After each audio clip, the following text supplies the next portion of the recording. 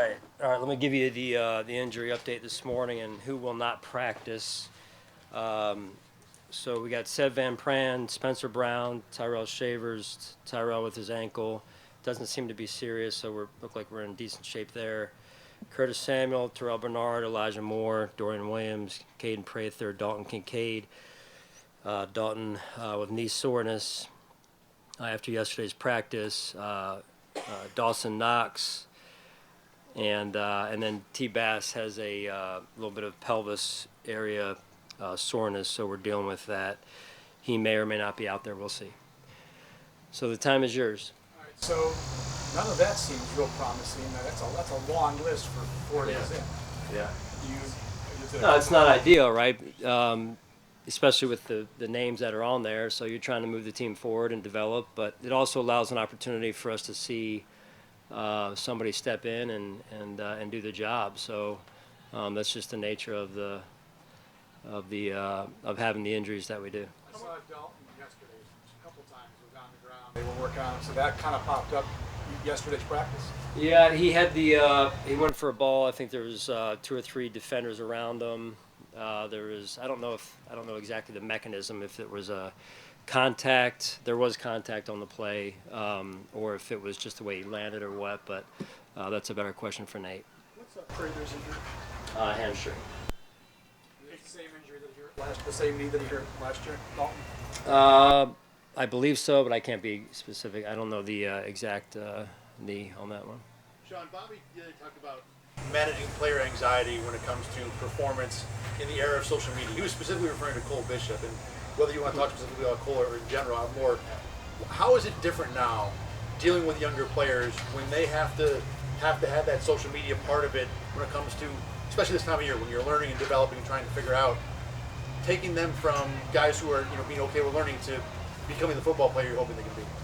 No, that's a real thing that people deal with, and not just football players, professional football players, but I think a real part of life these days with the amount of exposure through social media in particular, media overall, but social media in particular. It's a real part of life, and when you're trying to, in this case, get people to perform and become the best version of themselves. It's important that we do our best to manage that and try to take that off of them as much as possible. So I think that's becoming more and more, a real thing that we have to deal with, and in the NFL, but also in life in general. So I think the better you can be at disarming that and making sure the guys just stick to the process and get better and focus on the controllables. I think that's the right way to go about it. So everyone's a little bit different. Don't get me wrong, but these players, I've learned over the years that they're just like all of us, right? They want to perform. They feel the pressure to perform, the pressure of expectations, and they're real human beings. And so as a coach, as coaches, as a staff, it is huge for us to be able to navigate or help them navigate that the best way possible, and get them to perform in doing so at the highest level possible. With the injuries at linebacker, how much of an asset is Shaq Thompson, just given his experience and his familiarity with what you want to do? No, yeah, I mean, Shaq, he has familiarity with our system, although we've been apart for some years now. But it's good to have him back. He's a really good football player. I'm a little bit older than he remembers me. He's a little bit older than I remember him, which makes it fun too, because it's good to get caught up on life and see how he's grown over the years. Super proud of him and the family man that he is, and the career that he's had to this point. Dawson was activated yesterday, but he won't practice today. Is that correct? Dawson not. Yeah, he will not be. It's too early for that. Laviska will practice today? He'll do a little bit. Okay. Yeah, he'll do a little bit. Zach Davidson's taken advantages, it seems, back-to-back years now of opportunities. How have you seen his game grow since he's been in your system? Yeah, Zach's a great example of our culture. Here's a player that came to us at an early phase of his career. was in a different culture and setting and environment, and to watch him grow and thrive. He's just been a great addition from an energy standpoint. He's a great young man, also a great family man, and he's out here every day working to improve. And I mean, you love stories like that, right? That he's coming off of a knee 2 years ago now, I think it's been. So he's seen the adversity that was asked about earlier. He's been through that, and he continues to push through. And I'm extremely proud of his attitude, his belief in himself, and his willingness to work every day. When the pads come on, what do you want to see? What don't you want to see? I want to see nasty, physical football, but I don't want to see a disrespect for a man's career and dirty football. That's not how we play in Buffalo. So we painted a pretty clear picture this morning of what that looks like for the new players in particular. So that nastiness that's got to be developed here, but it can't be at the expense of someone's career. So clean, but physical. Sean, to follow up on that, Friday Alec Anderson got into it with the teammates home off. He headed down the tunnel pretty quickly after. Was that a statement from you and the coaching staff? To your point, you just said that's not going to work. Yeah, I mean, you guys know fights are going to happen, and you know, I can't sit here and say, hey, I'm for fights, against fights. Fights are going to happen. When you cheap shot someone, I have no respect for that, and so I thought that was a cheap shot, and so I sent him to the locker room, and I communicated clearly to him from a following up standpoint of why I did that. I believe in Alec. I love him. He's one of our, tone setters, which I love, but there is a line there, especially against your own teammates. Hey, Sean, was there a teaching moment for Maxwell Harrison yesterday with how he finished through the Shavers room at the end of practice there? You know what? We talked about this a little bit. A couple of the coaches and myself, Joe, yesterday afternoon. There's football, right? And you never want to see a player go down. Thankfully, Shaves is in pretty good shape, all things considered, with the way that looked. So I thought maybe we finished a step too long on the play. But listen, we can sit here and bitch and complain and put our hands up in the air and say, but we're competing, and that's football. And some things are going to come up, unfortunately, sometimes. That to me is almost a bang, maybe a step too long. But you start coaching that, and then the players pull off. So we're trying to get something done here. There are going to be some of those things that come up. Again, that's football. That is different than that situation that we just discussed over there. Before the injury, it seemed like Shavers was making a real push. What have you seen from him early on in the camp and even before? No, he's making, that'll continue. He'll be back in a couple of days, I believe, and everything goes as planned. And he's a great young man. You guys know it. Probably one of the highlights last year that I remember was him taking that screen and going the distance, So, Shaves and I just caught up a little bit this morning after the team meeting, and he's in good spirits. He wants to be out there. I know he needs those reps. We want to see him, but he's a hard guy to stop just in terms of his heart, his desire.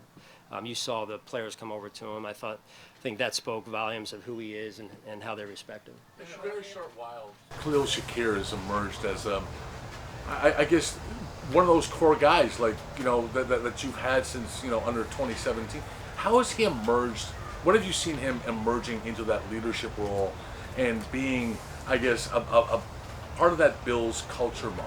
Well, I think you saw when he was out last year, it was a game and a half, like really the second half of the first Ravens game.